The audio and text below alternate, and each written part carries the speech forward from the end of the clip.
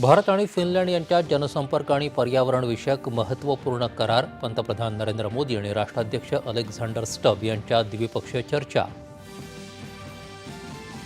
फिनलंडची शिक्षण पद्धती भारतात आणण्याविषयीच्या करारावरही सहमती. दोन्ही देशांनी पश्चिम आशियात शांतता प्रस्थापित करण्याच्या भूमिकेचा केला पुरस्कार.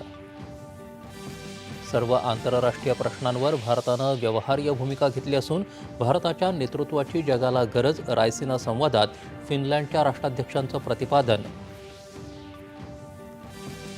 राज्यसभा निवडणुकीसाठी शिवसेनेकडून ज्योती वाघमारे, राष्ट्रवादीकडून पार्थ पवार, मवियाकडून शरद पवार यांचे अर्ज दाखल. 7ही जागा बिनविरोध येण्याची शक्यता. बिहारचे मुख्यमंत्री नितीश कुमार यांच्यासह नितीन नवीन यांचाही राज्यसभेसाठी उमेदवारी अर्ज.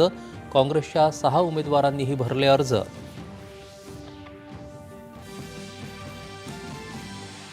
चालू आर्थिक वर्षात राज्याचा विकास दर 7.9% राहण्याचा अंदाज. आर्थिक पाहणी अहवालात व्यक्त. वित्तीय तूट 3.5% राखण्यात यश. सेवा क्षेत्राची घोडदौड वेगात. त्याखालोखाल उद्योग आणि कृषी क्षेत्राचा विकास दर.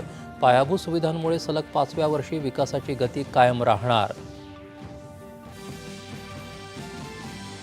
बळजबरीनं अथवा प्रलोभनं दाखवून होणाऱ्या धर्मांतराला चाप लावण्यासाठी धर्मांतर विरोधी कायद्याला राज्य मंत्रिमंडळाची मंजुरी.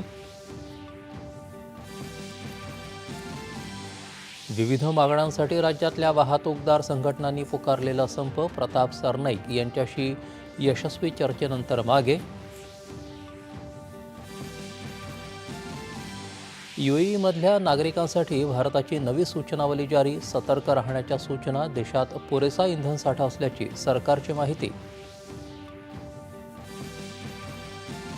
इराणचे सर्वोच्च नेते आयातुल्ला अली खामेनी यांना भारतातर्फे परराष्ट्र सचिव विक्रम मिस्री यांनी वाहिली श्रद्धांजली.